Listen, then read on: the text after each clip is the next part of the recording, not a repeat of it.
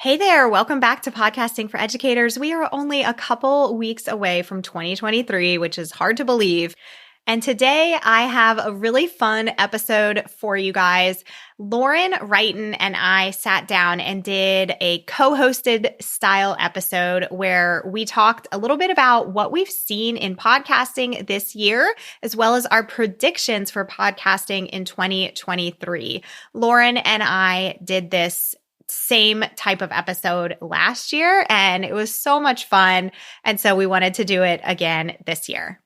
If you have not heard Lauren on the podcast before, she has been on 2 other episodes. I'll link those in the show notes for you. But Lauren is the creator of the Podcast Manager program, where she teaches freelancers how to become podcast managers. She has created an awesome community in the podcasting space, and she's actually also one of my clients. I help support that community. And there's nothing more that we love more than sitting down and talking all things podcasting. So much has changed and evolved in podcasting, even within the past couple of years. So it's really exciting to think about all of the possibilities in the years to come. I hope that you enjoy this episode. And when you're done listening, we would love it if you sent us a message on Instagram and let us know what you think about this episode and any predictions that you have for podcasting in 2023. Your podcast is a powerful tool that serves your audience and your business. But how do you manage it all, bring in new listeners, and convert those listeners into customers? That's what this show is all about. Welcome to Podcasting for Educators. I'm Sarah Whitaker, classroom teacher turned podcast manager, and I'm here to help you get the most out of your show, all while making an impact on other educators. All right. Hey there, Lauren. How are you doing today? Doing great. Happy to be here chatting with you. Happy to be here too. Always happy to chat podcasting with you. We are sitting down today to talk podcast predictions for 2023. We did this type of episode last year for 2022. So we are bringing it back. I'm very excited to jump in. Lauren and I are doing kind of a co-hosted format this year. So both of us will be airing this same episode on our individual shows. Yeah. And I'm just kind of thinking about how if we were to do this every year, how much podcasting would change over the course of, 5 years or so. So I like the tradition. I completely agree. I just feel like there's so much changing so quickly. Like even in the past few months, I know you are also signed up for the Pod News newsletter. And so that's in my inbox every day. And I feel like every single day there is some sort of update, something that I'm interested in reading about in terms of what's going on in the podcasting industry. And I mean, I've only been in this space for the past 2.5-ish years. And so much has changed. So I can't even imagine what it's going to be like 5 years from now. Right. And about the Pod News newsletter, that's, one of the big places I get news as well. And it's like they're big, powerful, newsworthy things are kind of sprinkled in with things like you don't care as much about. So it's like I might skim it and think, okay, not really interested. And then it's like this big change. I'm like, oh, wow, that needs to be bolded because I almost missed it. Yes, I completely agree. And I mean, since we're talking predictions today, I'll just do this kind of just popped into my head, but this is kind of an early prediction. But for those of you who don't know, Pod News, you should definitely sign up for the newsletter. It is in your inbox every day. So expect that. But they also have a podcast version of the newsletter where they literally like read the newsletter out on a podcast. It's just like a couple minutes every day. And I do know of some other people who do that with their newsletters. So I would imagine that's a little bit of a podcast prediction in itself that we're going to see more of that. Yeah, that's so true. And I mean, those daily podcasts are really popular because they are putting out an episode every single day. And so they generate so many downloads. If you can imagine if your client gets 200 downloads per episode, if they were then to put out a short episode every single day, that'd be, 200 times 5 times 4 weeks in a month. So therefore they generate a lot of kind of buzz because they're generating so many downloads. So yeah, I could imagine if someone has a really awesome newsletter, turning that into a podcast would be really smart. Yeah, absolutely. Those are the kind of podcasts that like hit 1 million downloads really quickly. Yeah. All right. So before we get into our predictions, I thought we could just chat real quick about kind of what we've seen this year, what we've read about podcasting and like the numbers in podcasting so far this year. And I know one thing that we really want to highlight is a stat that came out from Edison Research. Edison Research does a big media survey every year where they go into not just podcasts, but other media outlets as well.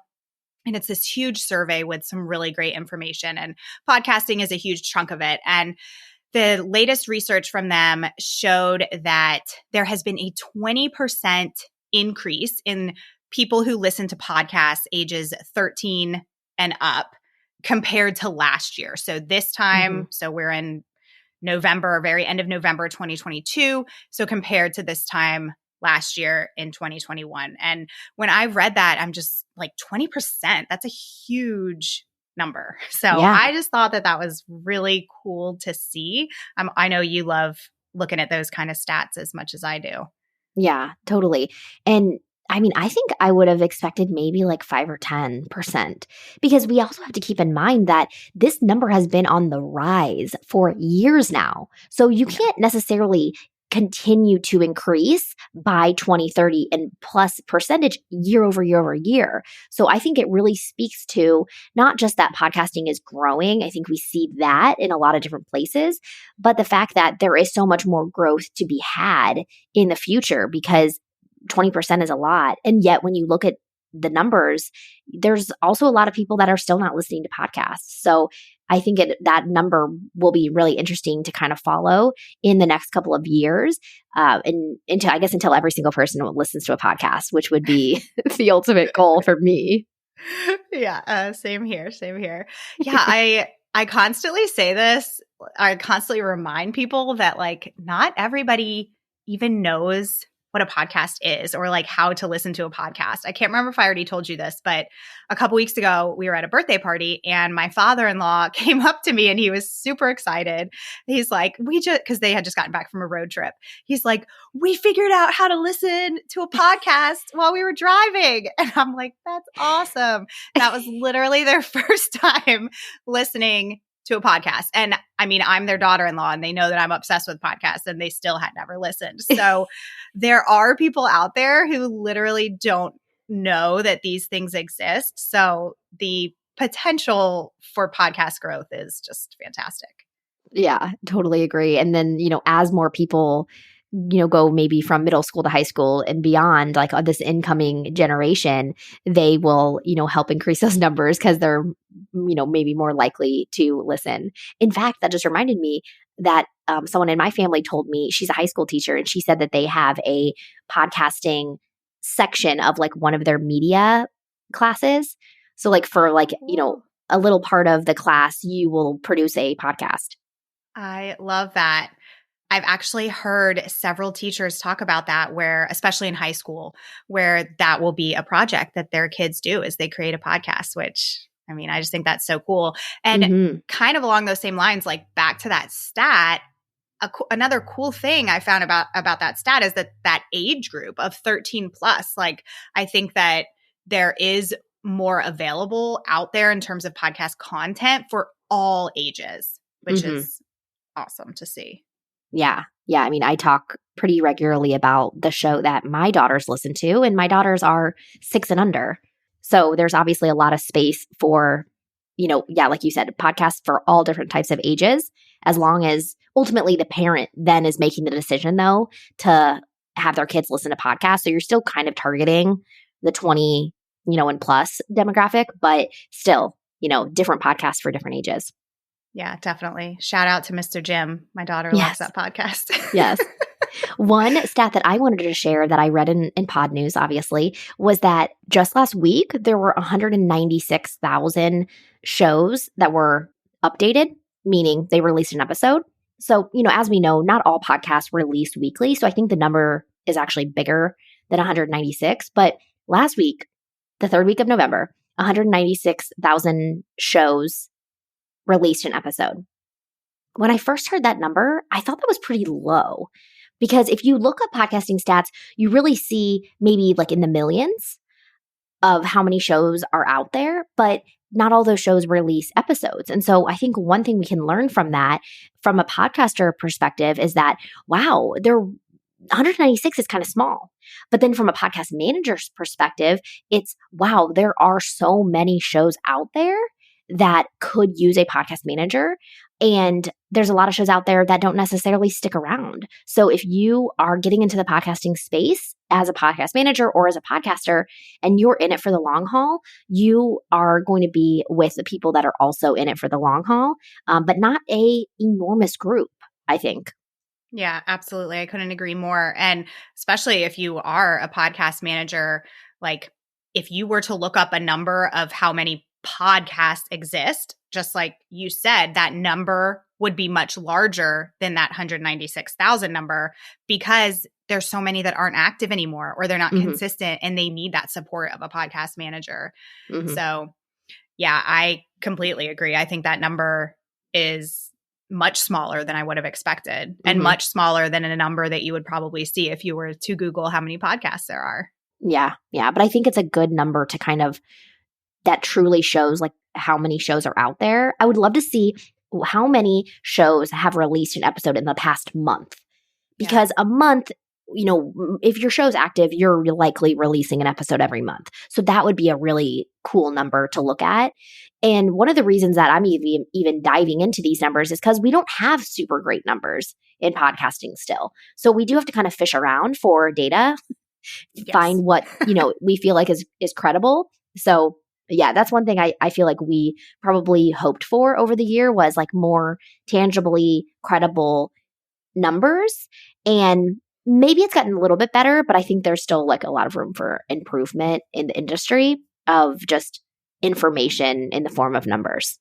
Yeah, absolutely. That's one of the things we talk about a lot. And one of our hopes from last year was improved stats that we still don't really have. So maybe next year, maybe 2023 will be the year. All right. What do you say? Should we get into our predictions? Yes, let's dive in. Okay. Do you want to go first? Okay. So my first one is that I'm seeing a pretty big shift from different companies that are kind of like, they exist because they do something with audio, with music, with maybe radio, like different types of audio that aren't podcasting, that they are seeing the growth in podcasting, and they're making products specifically for podcasts. So like music companies and things like that are like, oh, we can kind of take our product and change it a tiny bit so that it's really appealing to podcasters. And one of the examples that I have on this is Adobe. So if you're a podcast manager, you might be familiar with, everyone's can be familiar with Adobe in the form of like Photoshop. So they have Photoshop, which, changes photos, but they also have other audio products like an editing software, and what they're doing is taking that software and making it specifically for podcasters. So I like seeing that, because it shows that these bigger companies are seeing the value in podcasting, and that we need our own tools, right? If a product is for music recording, and it's not the same as spoken word. So I like to see companies seeing the value in podcasting and creating products that make our lives a little bit easier in producing podcasts. That's a great one. I think companies are definitely starting to see what a huge market this is. And I mean, more and more money is being spent in the podcast industry. So anybody who can kind of jump on that now is smart to do so. Yeah. Kind of along the same lines as you in terms of like tools or platforms for podcasting, one of my big predictions has to do with podcast hosting. So, whether you're hosted with Libsyn or Captivate or Buzzsprout or Anchor, everybody needs a podcast host. And that is something I have seen a big change this year. I feel like all of the hosts are really kind of trying to like level up one another, and they've been adding a lot of new features. And I think we're going to continue to see that. I think we're going to continue seeing some really cool and innovative features added to podcasting, especially. I think that hosts are now really starting to see how many personal brands are podcasting, and they're really trying to create features that will help them with their business if they're using their podcast as a business tool. Perfect example of this is dynamic ads. Obviously, Captivate has dynamic ads now. Buzzsprout has dynamic ads, and they've even added, they've extended those dynamic ad features within those hosts. And I think we're going to, at this point, I feel like that's a necessity in a podcast host. And I would be really surprised if we didn't start seeing that across the board, as well as like Captivate gives you the ability to create trackable links, which I think is really awesome because it can be really hard to track your ROI sometimes as a podcaster. So anything that you're promoting in your episodes, you can create a trackable link for it. And I think those kinds of things where podcasters are really able to better promote their offerings and better track their time and financial investment is something that podcast hosts are going to be focused on. Yeah. Yeah. And it's, before now, we haven't had as many tools at our fingertips to grow our shows in this way. Yeah. Like just the information to know our links and being able to dynamically insert ads, like all that good stuff. It now gives us the ability to really run our shows the way we want to have a business around the show. So yeah, I think it is such a benefit to the consumer that these different podcast hosts are really, like you said, they're just trying to edge each other out. Yeah. So good for us. But also it's interesting to see the ones that are willing to innovate and are really at the front line saying, hey, what do you guys need? What do you guys want? We're going to make it for you. And the other ones that are kind of just like sitting around, not listening as much. Yes. So it'll be really interesting to see if there is kind of a winner at the end of 2023, or if we continue to have multiple hosts that are really vying for our attention. I would love to have multiple good hosts. I think that would be really the ideal situation, just like it is now. Yeah, I completely agree. I feel like if you're a podcast host at this point, you need to kind of get on that bandwagon of being willing to create those features that people want and that they need. One feature that I've seen, Libsyn just added this. I don't know. Captivate might have the ability. I don't know. But the ability to actually record within the host, which to me is I guess it's a good feature if you don't edit your podcast. But if you edit in any capacity, that's one that I'm not too crazy excited about. But yeah, I'm excited to see what else they come up with. Yeah. That kind of makes me think about Anchor, who is trying to make a product that is all encompassing. Like you can do it all here. Open Anchor, record, edit, make money, all that stuff in the same spot. And I think when you do that, you do lose, not everything's going to be great. There's going to be a piece of it that they're good at and they're not so good at. But for the person who likes kind of like an all-in-one solution, it works. So yeah, I agree. It's sometimes, like anything, they try to fix problems that don't exist. Right. Okay, the recording situation is fine. I don't need help with that. Yeah. What I need help with is ads. What I need help with is monetization. Those are some of the things that really would be beneficial. But yeah, we'll probably see other things that pop up that's don't really need this. And, as you were talking, it made me think one feature that has also kind of come about this year. It launched, I don't know, a few months ago, maybe 4 months ago or so.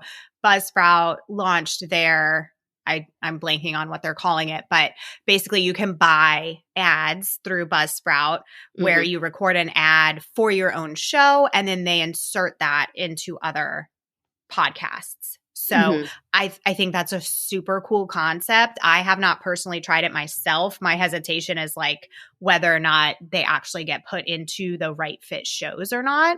But I love the idea of it, of being able to put yourself in front of other podcast listeners. Yeah. So you and I had talked about that a couple months ago. And so I looked into it for one of my clients who's not on Buzzsprout, but you didn't need to be on Buzzsprout to use it. So I submitted her information and I've never heard back. Really? From them. And it's been multiple weeks. So she's on Libsyn right now and I'm going to move her over to Buzzsprout just kind of to test things. And she was open to it. So I'm going to see if maybe it's different if you're a Buzzsprout customer. Maybe she's kind of being deprioritized because she's not a customer of theirs. But yeah, I'm really into that idea as well, especially because she's in the nutrition space. So I'm like, oh, there's a lot of kind of cross promotion that could happen. Yeah. But yeah, TBD on that. Yeah, keep me updated. That's interesting. I would think that you're probably right in the sense of like if you're not a Buzzsprout user, maybe you're kind of just like pushed to the bottom of the list. So that'll be interesting to see if you switch her over. Yeah. Now that kind of is a good segue into one of my second prediction, which was about sponsorship. So, thinking about it from the podcast manager's perspective, I am seeing a lot of podcasters more excited about getting sponsors and more willing to do that, I guess is the right word, because I've always been like, yes, let's do this. Yeah. But, podcasters, I think a lot of their frame of reference is, I want to do this to help my business, number one, or it's, I don't really want to, like, they feel weird about asking people for money, which, okay, that is a whole separate issue that we're all probably trying to work through, is like, we are allowed to ask for money for the work that we do. Everything we do does not need to be a hobby. Everything we do does not need to be free. So I really like that I'm seeing a shift in podcasters saying, hey, I want to have a podcast, but I also want to get paid. And I'm really open to doing sponsorships. And at the same time, the podcast industry is really opening up so that lots of different people can get sponsors. So I'm really excited to see that build through 2023. Yes, I am 100% with you. I basically had like a very similar prediction just about, I wrote that I think that there will be more quote unquote micro influencer type of podcast sponsor opportunities. So I think usually when you think of having a podcast sponsor, you feel like you have to have hundreds of thousands of downloads every month. And that's definitely not the case anymore. And I think we're going to see even more of that because I think businesses are really understanding that these smaller shows that are very niched and have a very clear audience, like those are great podcasts to have an ad for your product in because it's a very clear, good fit audience for whatever it is that the podcaster is promoting. So I completely agree. I think I am very excited to kind of see how that goes. Like even for me, like Zencastr did a bunch of updates this year and they actually are now a podcast host too. You can host your podcast through them. I just use them, like we're on Zencastr right now recording this for guest interviews, but I have an ad through them because Zencastr is the perfect thing for me to promote in my show because I'm talking to other podcasters and I love the product. I use it, pretty much every week and I get paid small amount to promote that on my podcast, but I do not have a huge podcast audience. And like these opportunities, my point is that these opportunities are becoming available and I'm seeing it firsthand. All right, podcasters, you know how many details come with producing just a single episode, and using the right tools is the key to creating high quality episodes in the most efficient way possible. One of my absolute favorite tools I use is Zencastr. I have tried so many different platforms for recording my guest interviews, and Zencastr is the one I've stuck with for so many reasons. It always gives me the highest quality audio because there is nothing worse than recording an episode that you can't use because of bad quality. It's so easy for you and your guests, even the not so tech savvy ones. All they have to do is click a link and we start recording. Boom, done. Plus, the video is crystal clear so you can repurpose your solo and your guest episodes on social media and on YouTube. Oh, and it gives you a transcript of your episodes. You can go to zencastr.com/pricing and use my code EDUCATORS. You'll get 30% off your first 3 months of Zencastr Professional. I want you to have the same easy experiences I do for all of my podcasting and content needs. It's time to share your story. So go to zencastr.com/pricing. That's zencastr.com/pricing and use my code EDUCATORS for 30% off. That's EDUCATORS, all lowercase letters. The link will also be in the show notes.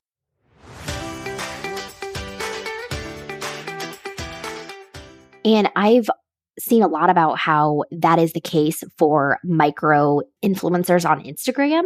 So if brands are seeing the benefit of getting in front of a smaller audience on Instagram, then it'd be a pretty easy thing to also see the value of getting in front of a quote unquote smaller audience in a podcast. So, if your client or podcaster listening sees a product or a company that's just such a great fit for their audience, like don't hesitate to reach out and show them the value that your small audience has, because most brands are looking for ways to get in front of the right people. So when you make that easy for them, they're happy to get that email.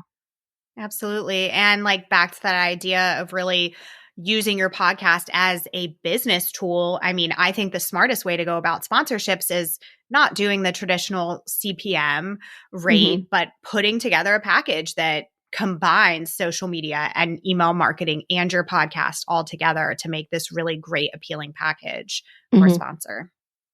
I totally agree, because we're probably already going to promote that sponsor in our show notes, which is a blog, on social media, when we're promoting the episode. So you do want to show the value of all of those things that you're going to do because you're promoting the show, right? So yeah, putting it together a package like that is a really smart move when it comes to sponsors. Yeah, I was also just thinking it's also kind of cool to look at it like that, because maybe somebody who, has an established email list, they have an Instagram following, but maybe they haven't started their podcast yet. Like they could probably get a sponsor from the very beginning because they have those other numbers to show. Totally. So lots of opportunity. Right. And that is actually something that I was thinking about, was that podcasters I used to hear this all the time, that they wanted to be 6 months into their show before they got sponsors. Somebody was saying that. Somebody out there was telling podcasters, wait, do it for free, build your audience for 6 months and then get sponsors. But I'm not seeing that as much anymore. And I'm happy that I'm not seeing that much anymore, because, okay, what is this hypothetical 6 months anyway? Right. And really priming your audience, telling them that you aren't doing this for free, I think is smart, because then when they hear an ad, they're not like, oh, wait, she's a sellout, or I don't know. People don't even think that anyway. But you're setting them up for, this is the format of the show. You're going to hear me recommend things, and this is to your advantage. I'm doing it because this is a good thing for you. But yes. I'm definitely seeing that kind of that tide turn. Yeah, I've had some conversations with people who are a lot more open to this versus maybe when they first started their show, it was no, I'm just going to focus on my offers, but you can do both. Right. And it's not a bad idea to focus on your own offers either. Sponsorship is not for everyone, but don't feel like you have to wait for some sort of months to pass or even your audience to get to a certain size. Yeah. But at the same time, promoting your own offers is a great way to go about it too. Yeah, absolutely.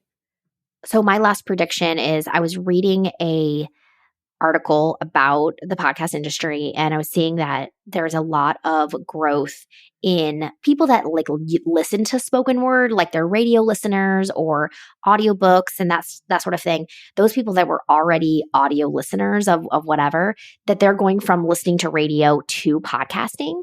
And so I thought that really spoke to kind of a bigger movement that I'm seeing of bigger personalities, radio personalities, things like that, coming into podcasting, because they're like, oh, I can take my current brand, maybe on Instagram, maybe on the radio, maybe somewhere else, and I can really run with it when it comes to podcasting, because there are systems set up now. There is, an easy way to make money from it.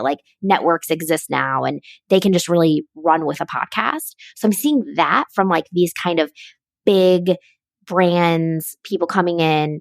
But then at the same time, we have, like we mentioned, Anchor earlier, who's making it super easy for anyone to do it. So those two ends of the spectrum I've seen really boom. And then obviously all of us in between that are, have a big audience or just starting our audience or whatever.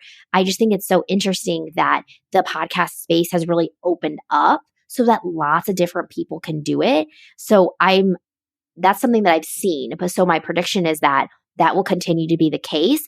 And us who are in more of the middle of that will really be able to get the benefits of what the big media people are doing, and also, what is being created for like your DIYer podcaster. Yeah, that's really cool to think about. It's such an accessible platform for Mm-hmm. anybody. And kind of along those same lines, I know I've read a lot of information about how because we all know so many people started their podcast during COVID, but Mm-hmm. since then, when there really did start to become this huge increase with podcasting, there's also been a lot more diverse voices in podcasting, a lot more Mm-hmm. women who are now podcasting. So I'm really excited to continue tracking those kinds of numbers too, because when podcasting first started, it was mostly men, I would say. And so that the audience of hosting is definitely expanding. Yes, I love to see that. Yeah, same. Okay, my last prediction is about video podcasting. And we talked about this last year because in the past couple of years, it's like video is king. Everybody's talking about video, especially on Instagram. And I've always had a lot of pushback against video when it comes to podcasting. But we've definitely seen some advancements in video podcasting this year. Now there's a whole new section specifically for video podcasting on YouTube, which is different than what it used to be. It used to kind of all be jumbled together. And then the latest thing that I've seen is that Spotify now has video podcasts. So you have to be hosted with Anchor, and you can actually upload your video from Anchor onto Spotify.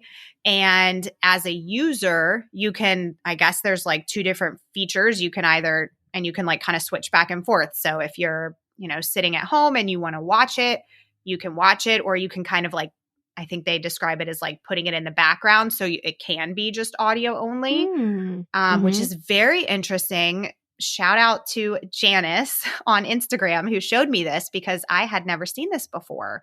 And my prediction is that we're going to see more of this. We're going to see more podcast hosts allowing you to put your video and then push it out to other listening apps. So kind of 2 in 1 here. I think we're going to see that ability on podcast hosts, and then I think we're going to see that feature on actual listening apps. However, the big but here is I just have to say I still don't get it.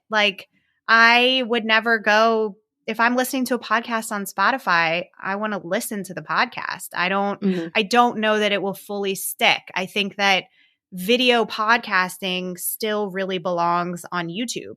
Not so much on a listening app, but we'll see. I'm curious to see how that will advance this year. Yeah, I would agree with you that if I were to start a video podcast today, I would be much more inclined to use YouTube over keeping it on Spotify. I'd probably do both, but YouTube has such a great way to monetize their influencers. So why not use YouTube? That makes a lot of sense to me. But also, if you're wondering now listening to this thinking, oh, wait, do I need to start producing video with my podcast to, be competitive or whatever? I just do not think so either. No. Because once again, speaking to the fact that there's these big influencers coming into podcasting, maybe they have a very visual brand on Instagram. And so them doing a video podcast makes a lot of sense. But I think there's always going to be, I always say always, I think there's always going to be room for just strictly audio for, kind of just the regular podcast, not regular as in not making a big impact, but for someone who just isn't inclined to do video all the time. I think there will always be a space for that person. Yeah, 100%. I think especially if you are somebody who's already handling all of your podcasts by yourself, feeling like you have to also do a video podcast on top of that, that is a lot of work. It's a lot of work to do both. So I'm with you, Lauren. I do not think that it's a must in any capacity. And I think that what would be cooler to see instead of like pushing out video to places like Spotify would be the ability for people who do have a video podcast to be able to upload your video to Captivate or whoever your host is, and then push it out automatically onto YouTube as the video and only use the audio for, the regular podcasting apps. Like that makes sense to me. Right now you can do that, but it's audio only that you can like set up so it automatically gets put on YouTube, but it's not video. So right. Yeah, we'll see. Yeah, that would be nice to streamline it that way. And yeah, I think, just for me and my podcast, I've thought about like, oh, I've gotten that itch. Like maybe I should do video, like, ooh, because I want to play around with YouTube more. So I'm like, ooh, maybe I should. And then I'm like, you know what? Yeah, we also have to remind ourselves, like, if you do have a podcast that has like sponsorship and stuff, then this could make a lot of sense. But if you're using it as a lead magnet at the top of your funnel as a business owner, then sticking with the standard podcast is going to do the job. You don't need to like kind of add on all of these bells and whistles if it's not going to make a big difference to like your bottom line or the impact that you're having. So if you are kind of inclined to like make things harder for no reason, then this could be a way to make it harder and for not a great reason. Yes, totally. I know. I feel like because I have also gotten that itch for the first time this year. I had never had that itch before. Same. And I would really for me, I feel like putting my podcast on YouTube, I would really want to have a very clear understanding of like how SEO works on YouTube, because that is kind of like where I think it could be beneficial, but I'm not there yet. If I could get like an extra 15 hours a week somehow, that might be nice. But right. Not yet. And you know what? Instead of trying to like find 15 hours a week more in our week, let's actually just like take 2 hours of more off of our plate. Yes. I love Let's go in the opposite direction. Yeah, exactly. That's my mantra for 2023. Love more it. white space. Yes. And okay, I'm looking at my list and I actually do have one more. Okay. That I really did want to talk about. I didn't realize I had 4. This will be quick, but this was, speaking of Pod News that we talked about in the beginning, this was on Pod News and I think it's really cool and I'm super curious about it, but it is very mysterious at the same time. So I don't know if you saw this, but Pod News sent out that Apple is now supposedly, it's all very like traditional, mysterious Apple podcast. Supposedly they are auto tagging episodes with topics. Okay. So that was like the headline caught my eye. Hold on. Let me go to the article. And I will link this article in the show notes. But yeah, so it says Apple is quietly tagging podcast episodes by topic. However, they're not releasing like how they're doing this, which is, of course, frustrating. But, and interestingly enough, because I was thinking, okay, well, this must be coming from like the metadata, but supposedly it's not. From what this article has gathered, they're saying that their best guess is that they are actually pulling the topics from the actual audio and using like a machine generated transcript to pull out these topics. And the purpose of this is to improve search on Apple Podcasts, which I am all for. I think this is amazing if this is really what's happening. And I really want to learn more about it because this was one of the things that we had hoped for last year, is that search does become a little bit better within these listening apps. So I think this is really cool. I wish we had more information on it, but I think that will probably be coming soon. Yeah. And I had heard, maybe a year ago or more that they were going to start doing this. Not that they were going to tag, but that they were you were going to be able to search the audio, which seemed crazy. Like, how do you search audio? Yeah. But it makes sense that would be how they would be doing it. So yeah, it'll be interesting to see if like we actually notice a difference in search. And I would love to know from those of you that are listening, if you are using the search, like Apple Podcast search, or if you use Spotify, if you are searching for shows, because I saw that there was an increase in people finding podcasts through search, but that's not how I find my podcasts. I go more off of like word of mouth and, maybe seeing it on social media or something. So I would love to know from those of you that are listening, when you find a new show, how is it? Are you searching keywords? Are you being recommended podcasts that you then go try out? What is, what is that for you? Yeah, I would love to know that too, because I am actually somebody who does go into the listening apps and I'll search for terms. And it's frustrating because, like, in Apple Podcasts, at least, the only things that are searchable are episode title, show title, and author tag. And so I might search, like I was searching for like an email marketing podcast, and sometimes they'll pop up, and especially if like that phrase is in the actual podcast title. But then sometimes you'll get this list of podcasts who like have an episode on that topic that's in the title somewhere. But then what? You have to like sift through all of these episodes until you find that. So I'm hoping that this tagging system could kind of simplify, well, on one hand, simplify, but also like make it a more thorough search engine. So you really could just go in and it would almost be like a Google where you're getting more straight results. Yeah, I agree. Like making it more thorough, because what I noticed about some like topics that you see things tagged as is like they're so broad. So it's like, oh, is this lifestyle? Is this music? And it's like, that's so broad. So hopefully like the tagging system is detailed without making it, I don't know, impossible. So yeah, we'll definitely have to be tracking that in 2023. Yes. And like kind of along that same topic, hopefully that might also give you some better, like you might also enjoy this show results, because still I get results for shows that aren't even active anymore. Can we like maybe put a time limit on if this podcast hasn't released an episode in a year? Yeah. I don't need to see it. That's a good point. All right. Well, there we have it. Lots of good podcast predictions. I'm excited to see what happens this year. Yeah, me too. I'm really excited to see what we're not predicting. Yeah. What's going to be the thing? Let's just assume there's going to be something that is implemented in 2023 that we're like, wow, we could have not even have predicted that we wanted this so badly. And yet here it is. And it's making our life so much easier, or making our shows, grow at a faster rate. I'm ready for that thing. Bring it on. I like the sound of that. Well, this has been so fun to chat about these podcasting trends and podcasting predictions. Can't wait to see what happens and what doesn't happen, I suppose. But let us know what you guys would love to see happen in the next couple of months. I would love to hear that from you. And Sarah, it's been so fun chatting. It's been so much fun. Thanks so much, Lauren. And yes, please let us know what your podcast predictions are over on Instagram. Thanks so much for listening to today's episode.